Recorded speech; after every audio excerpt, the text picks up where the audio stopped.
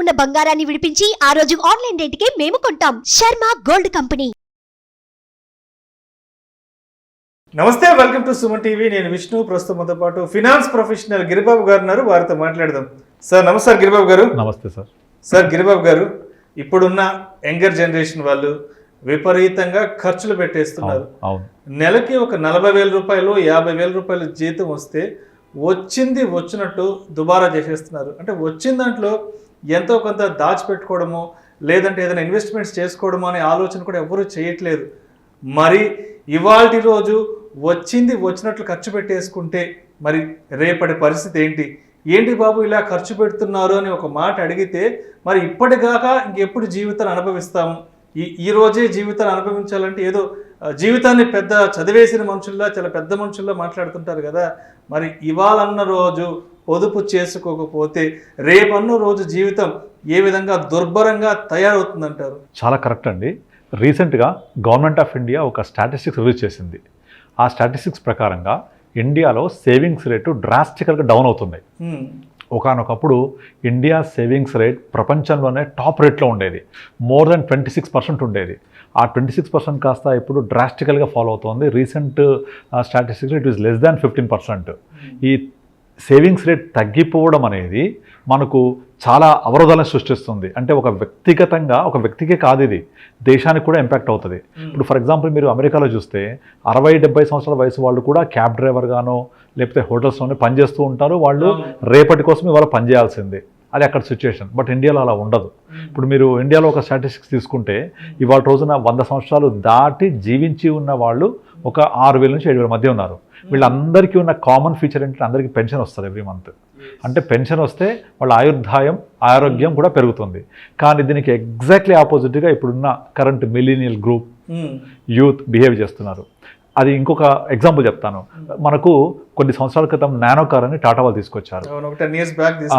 It was almost utter flop. అది actually వాళ్ళు కార్ని లాంచ్ చేసేప్పుడు ఇది 1 lakh రూపీస్ తోటి ఒక కామన్ మిడిల్ క్లాస్ పర్సన్ని అఫోర్డ్ చేయగలగాలి, ఇది మా ఉద్దేశము అని మంచి సదుద్దేశంతో వాళ్ళు నానో కార్ తీసుకొచ్చారు. కానీ ఎందుకు ఫ్లాప్ అయింది? అది నానో కార్ అనేది ఒక poor man car, less than lower middle class car కనుక నేను అది కాదు కేటగిరీ.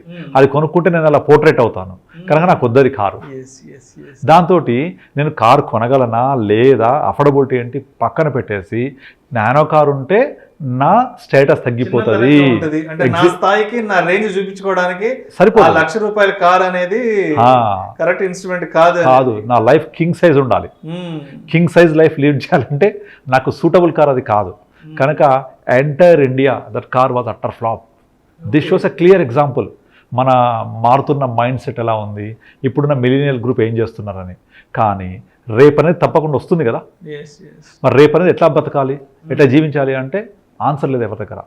ఇవాళకి ఆన్సర్ ఉంటుంది. నాకు వచ్చే జీతం ఈరోజు ఎలా స్పెండ్ చేస్తున్నా, ఎంత ఖర్చు పెడుతున్నా, ఎలా జీవిస్తున్నా. కొత్త ఫోన్ లాంచ్ చేయబోతున్నారు ఆ న్యూస్ రాగానే ప్రీ బుకింగ్స్ ఉంటాయి. కొత్త సినిమా కాదు, 2 లక్షలు కాదు, 3 లక్షలు కాదు. జీతం ఏమో 30-40 వేలు ఉంటుంది. ఫోన్ ఖరీదేమో 2 లక్షల రూపాయలు ఖరీదు. సింపుల్గా ఈఎంఐ తీసేసుకుంటారు. ఈఎంఐ తీసుకొని ఒక 2-3 ఈఎంఐ పెట్టేస్తారు. కొత్త సినిమా వస్తుందంటే ప్రీ బుకింగ్, కొత్తదైనా వస్తుందంటే ప్రీ బుకింగ్, అడ్వాన్స్ బుకింగ్. నేను స్పెండ్ చేయాలి, నేను నా లైఫ్ ఎంత హ్యాపీగా ఉందో చూపించుకోవాలి జనాలకు. ఈ లైఫ్ స్టైల్ ఉంటుంది. ఈ లైఫ్ స్టైల్ అంతా కూడా మనకు ఎంతున్నది అనే దృష్టిలో పెట్టి కాకుండా నేను ఎంత షో ఆఫ్ చేయాలి, పక్కోడిని ఎట్లా ఇమిటేట్ చేయాలి. యాక్చువల్గా లైఫ్ అనేది ఎవరి క్వశ్చన్ పేపర్ వాళ్ళది సపరేట్గా ఉంటుంది. దీనికి మోడల్ పేపర్స్ దొరకవు. కానీ అదన్నీ ఆలోచించకుండా, రేపటి గురించి ఆలోచించకుండా ఇవాళ గురించి జీవిస్తున్నారు. సో అయితే ఈ ఆలోచనకి 2 వైపులా పదునుండే కత్తి లాంటిది ఇది. సో రేపటి గురించి ఆలోచించకపోతే రేపు పొద్దున 35 years 40 years వచ్చి మ్యారేజ్ అయ్యి పిల్లలు పుట్టిన తర్వాత వాళ్ళ ఎడ్యుకేషన్ ఎక్స్పెన్స్ వచ్చిన తర్వాత అప్పుడు ఆలోచిస్తే అప్పటికి సినిమా అంతా అయిపోద్ది. ఎందుకంటే టైం అయిపోతుంది. ఇక్కడ మనం గమనించాల్సింది ఏంటంటే ఇటువంటి సిచ్యుయేషను ఈ మధ్య కాలంలో చాలా ఎక్కువ వినపడుతుంది కదా. మరి దీనికి సొల్యూషన్ ఏంటి? మన ప్రేక్షకులకు సొల్యూషన్ ఇద్దాం మనం. దీనికి అంటే దీనికి రాంగ్ స్టెప్ అనేది ఎక్కడ పడుతుందో నేను ఈ మధ్య కొన్ని సినారియోస్ చూశాను.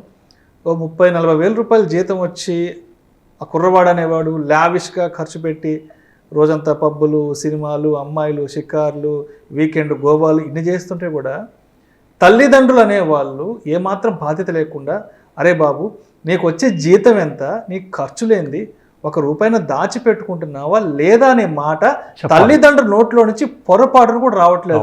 మా అబ్బాయి సంపాదించుకుంటున్నాడు, ఊరు మీద పడి తిరుగుతున్నాడు, చాలు మా జీవితానికి చాలు అన్నట్టుగా తల్లిదండ్రులు కూడా ఇలాంటి ఒక రాంగ్ పర్సెప్షన్లోకి వెళ్ళిపోయారు సార్. అక్కడ నుంచి చేంజ్ అవ్వాలి ఫస్ట్. ఎస్. సో ఒక వ్యక్తికి కుటుంబమే ఫస్ట్ ఆర్థిక సూత్రాలు నేర్పించాలి. అక్కడ నుంచి వాళ్ళు నేర్చుకున్న సూత్రాలని రేపు పొద్దున అమలు చేస్తూ వాళ్ళ యొక్క లైఫ్ని హ్యాపీగా లీడ్ చేసుకోవాలి.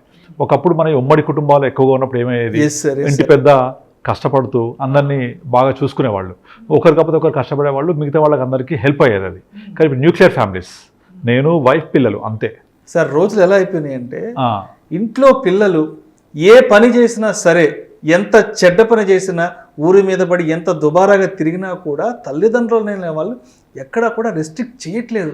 అంటే ఒకప్పుడు సిచ్యువేషన్స్ మన చిన్నప్పుడు ఒక 25 ఏళ్ళకు ముందు, ఒక 30 ఏళ్ళకు ముందు సిచ్యువేషన్ ఎలా ఉంది అదంటే పెద్దవాళ్ళు పిల్లల్ని రెస్ట్రిక్ట్ చేసేవాళ్ళు, వినేవాళ్ళు. అంటే పెద్దవాళ్ళు ఏం చెప్పినా సరే పిల్లలు వినేవాళ్ళు.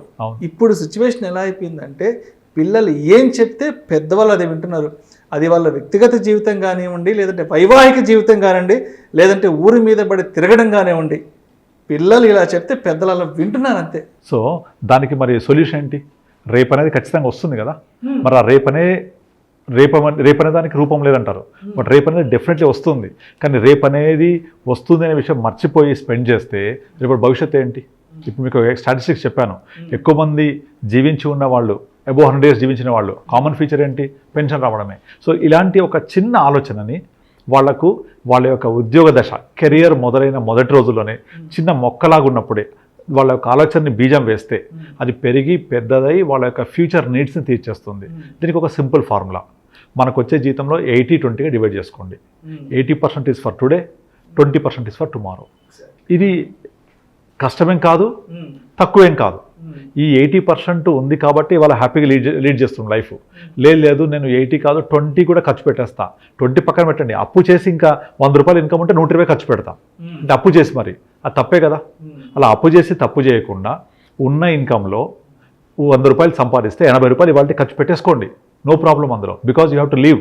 మీరు చెప్పేది కరెక్టే, నేను మొత్తం దాచుకొని 6 ఏళ్ల తర్వాత ఏ పని చేయాలన్నా కాళ్ళు నొప్పులు, బీపీ, డయాబెటిక్ లాంటి ఆరోగ్య రుగ్మతలు రావడము, ఇలాంటి పరిస్థితుల్లో వస్తే నేను ఎలా దాన్ని లైఫ్ లీడ్ చేయగలను, నాకున్న ఆ కోరికలు ఎలా తెచ్చుకోవాలంటారు, అది కూడా రైటే.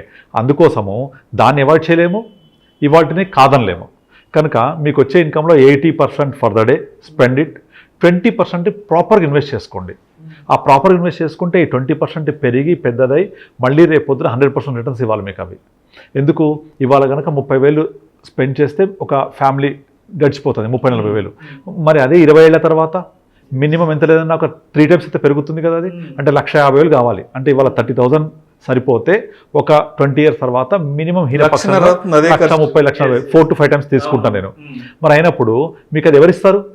మీకు ఇన్కమ్ 60 తర్వాత ఆగిపోద్దా పెరుగుద్దా? ఆగిపోద్ది. సర్వీస్ లో ఉండం కదా. మరి అప్పుడు ఖర్చులు అవుతాయా? ఆగవు కదా. ఖర్చులు అయితే ఇన్కమ్ లేదు కానీ ఖర్చులు ఆగవు కదా. మరి ఆ వచ్చే ఖర్చులు పెరుగుతాయి. దాన్ని పెరుగుదలని మనము ఇప్పటి నుంచి అడ్జస్ట్ చేసుకుంటూ రావాలి అంటే మీరు ఈ 20% అనే ఫార్ములా, 80-20% ఫార్ములా ఖచ్చితంగా ఫాలో అవ్వాల్సిందే.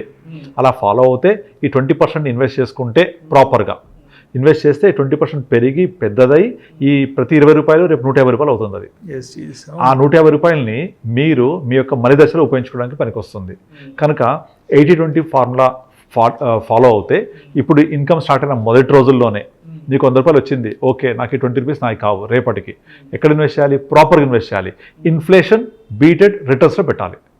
ఏంటవి? ముఖ్యంగా మ్యూచువల్ ఫండ్స్ అన్నిటికంటే ఫస్ట్ ఉంటాయి. ఎఫ్డీస్ చేయొద్దు, అవి ఇన్ఫ్లేషన్ బీట్ చేయవు. తర్వాత ఇన్సూరెన్స్ పాలసీస్ రిటర్న్స్ ఇవ్వవు, అది కూడా. కనుక రియల్ ఎస్టేట్ దాంట్లో లిక్విడిటీ ఉండదు. గోల్డ్ మ్యాక్సిమం పీక్అవుట్ అయిపోయింది. సో ఇట్లాంటివి కాకుండా ఇప్పుడు నెక్స్ట్ ట్రెండ్స్ ఏంటి మనం చాలాసార్లు మాట్లాడుకున్నాం ఇదివరకు కూడా. ట్రెండ్ ఇన్వెస్ట్మెంట్ ఏమొస్తుంది, అటువంటి దాంట్లో మీ 20%ని ఇన్వెస్ట్ చేసుకుంటే రేపు అనేదానికి మనం సమాధానం చెప్పినట్టు అవుతుంది. సో ఇవాళ జీవించండి, జీవితాన్ని హ్యాపీగా జీవించండి విత్ 80% ఆఫ్ మనీ. సరిపోదా? కష్టపడండి, జబ్బు సంపాదించండి, ఎంజాయ్ చేయండి. కానీ అప్పులు చేయొద్దు. అప్పులు చేస్తే తీర్చడానికి మీరు ఇంకా ఎక్కువ వడ్డీ కట్టాల్సి వస్తుంది. విషియస్ సర్కిల్ ఆఫ్ డెట్లోకి వెళ్ళిపోతాం. ఈ విషియస్ సర్కిల్ ఆఫ్ డెట్ అనేది అందరికీ సమస్యే, దేశానికి సమస్య, వ్యక్తికి సమస్య. ఇప్పుడు ఒక కంపెనీ స్ట్రాంగ్ ఉందా లేదా మనం షేర్స్ కొనేటప్పుడు ఎలా చూస్తాము? One of the parameter, good parameter is equity debt ratio. Company equity ఎంత ఉంది, డెట్ ఎంత ఉంది, అలాగే నీ అప్పులు ఎంత ఉన్నాయి, నీ ఆస్తి ఎంత ఉంది, ఇన్కమ్ ఎంత ఉంది. సో దాన్ని బట్టి మనం కంపేర్ చేసుకుని అప్పుల జోలికి వెళ్లకుండా ఉన్న వాటిలలో 80% ఇవాళ స్పెండ్ చేస్తూ 20% దాచుకుంటే ఈ 20% పెరిగి పెద్దదై రేపటి యొక్క భవిష్యత్తుని చేతిలో తీసుకుంటుంది. అయితే ఇక్కడ ఒక క్వశ్చన్ వస్తుంది జనాల దగ్గర నుంచి. నా దగ్గర వచ్చే వాళ్ళు చాలామంది ఏమంటారంటే, నాకు నా 80% సరిపోవట్లేదు అంటారు. మరి సరిపోవట్లేదు అంటే మళ్ళీ దానికి ఆన్సర్ ఎక్కడుంది? Income minus your savings should be your expenses. ఆ 20% సేవింగ్స్ పోయిన తర్వాత స్పెండ్ చేయండి. మన చేతిలో ఉంటాయి అవి. ఇప్పుడు నేను లావిష్గా నాకు పెద్ద ఇంట్లో ఉంటాను, 30,000 ఇల్లు కావాలి, 40,000 అంటే పాసిబుల్ కాదు. రెడ్యూస్ చేసుకోండి. ఒక 10,000, 15,000 రెంట్ ఉండే ఇంట్లో ఉండండి. అలాగే నేను వారానికి ఒకసారి రెస్టారెంట్ పోయి వెళ్ళే బదులు 2 వారాలకు ఒకసారి వెళ్ళండి.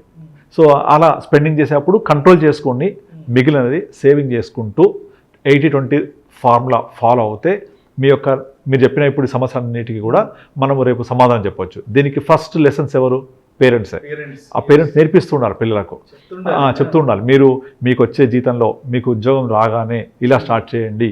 కానీ చాలామంది ఏం చూస్తారంటే, ఉద్యోగం రాగానే మావాడు ఖర్చు పెట్టేస్తుంటాడని ఒక ఎల్ఐసి పాలసీ ఇరికిచ్చేస్తుంటారు. ఎల్ఐసి పాలసీ ఇంకా అంటే నేను నా చుట్టుపక్కల కొన్ని చూశాను. జాబ్ వచ్చిన ఒక సంవత్సరం 2 ఏళ్లకు 40-50 లక్షలు, ఒక 60-70 లక్షలు లోన్ పెట్టించేసి ఊర్లో ఒక విల్లా కొని ఇచ్చేసుకుంటున్నాను. ఎందుకంటే ఈఎంఐ కట్టడానికి వాడికి సరిపోదు జీవితాంతం, వాడు వృధా చేయడానికి. అది వృధా చేయడం చెప్పేసి ఇన్వెస్ట్ చేయడం కాదు, మీకు పనికొచ్చి ఇన్వెస్ట్మెంట్ చేయండి. రేపు విల్లా కొనుక్కుంటే చివరకు 50 సంవత్సరాలు వెళ్ళేప్పటికీ దానికి ఈఎంఐ కడుతూ ఉండి ఇల్లే సొంతమైంది. మరి what about your planning of life? మీకు ఇన్కమ్ ఎలా విల్లా ఇస్తుందా? ఇన్కమ్ రెంట్ ఇవ్వదు కదా అది. దాని వాల్యూ 2 కోట్లు 3 కోట్లు అవుతుంది, కానీ ఇన్కమ్ ఏంటి?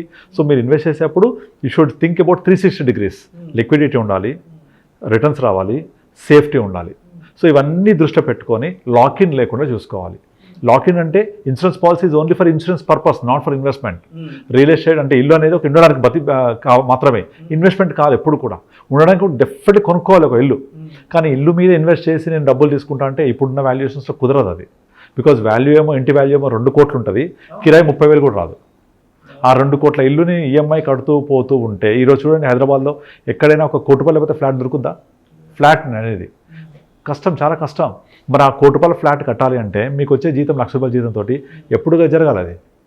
మరి ఈఎంఐ 30-40 నుంచి కట్టలేము 1,00,000 రూపాయల జీతం ఉన్నప్పుడు. ఆ 40,000 ఈఎంఐ కొట్టుకుపోతే 25 ఏళ్ళు పడుతుంది అది. నా ఫ్రెండ్స్ కూడా చాలా మంది ఉన్నారు, 1,00,000 రూపాయల శాలరీ వస్తున్నా సరే 5వ తేదీకో 10వ తేదీకో మొత్తం అయిపోయింది, మొత్తం ఈఎంఐలు చెప్తుంటారు. అరే నా ఫుల్ శాలరీ చూసి చాలా ఏళ్ళు అవుతున్నారు అంటారు. మరి అప్పుడు యూజ్ ఏంటది? కనుక మనము రేపటి గురించి ప్లాన్ చేసుకోవాలి. రేపటి గురించి ఆ ప్లానింగ్ని అమలు చేయాలి. ప్లాన్ చేయడం కదా, అమలు చేయాలి. మనము ఈ ఫార్ములా ఉపయోగించుకొని 80-20, 80% for the day, 20% for tomorrow, ఇలా చేసుకుంటే రేపటి రోజున మనకు ఉపయోగపడుతుంది. డబ్బులు అనేవి ఉపయోగపడుతుంది. మనం మన యొక్క లైఫ్ని హ్యాపీగా లీడ్ చేయొచ్చు. ఈ విషయస్ సర్కిల్ ఆఫ్ డెట్లోకి వెళ్లకుండా ఉంటుంది. సో డెఫినెట్లీ ఫాలో అవ్వాలి. అలా ఫాలో అవుతే లైఫ్ కింగ్ సైజ్ ఉంటుంది. ఇప్పుడు ఆ కింగ్ సైజ్ లైఫ్ అలా కంటిన్యూ కూడా అవుతుంది. అలా కంటిన్యూ కాకుండా ఉన్న రోజు బిర్యానీ తింటాను, లేని రోజు పచ్చడి తింటా అంటే కుదరదు కదా. సో మనం డైలీ మామూలు అన్నం తింటూ వారానికి ఒకసారి బిర్యానీ తిందాం, నెలకోసారి రెస్టారెంట్కి వెళ్దాం. అలా ఆ సంవత్సరానికి పండుగలు చేసుకోవచ్చు. లైఫ్ అంతా హ్యాపీగా ఉంటుంది. అంతేగాని ఉన్న రోజైనా మొత్తం ఖర్చు పెడతా అంటే లేని రోజు అడుగు తినాల్సి వస్తుంది. సో ఆ పని చేయొద్దు ఎప్పుడు. So follow 80% for the day, 20% for tomorrow. That's all, simple. Thank you so much Giribabu గారు. ఇవాళ రోజు మనకు వచ్చే ఇన్కంలో నుంచి ఎంతో కొంత సేవ్ చేసుకోకపోయినా, ఏదైనా ఇన్వెస్ట్మెంట్స్ చేసుకోకపోయినా రేపన్న రోజు జీవితం ఎంత దుర్భరంగా మారుతుంది అనే అంశం గురించి మీ విశ్లేషణ ద్వారా చాలా చక్కగా డీటెయిల్డ్గా తెలియజేశారు. Thank you so much sir. Thank you అండి.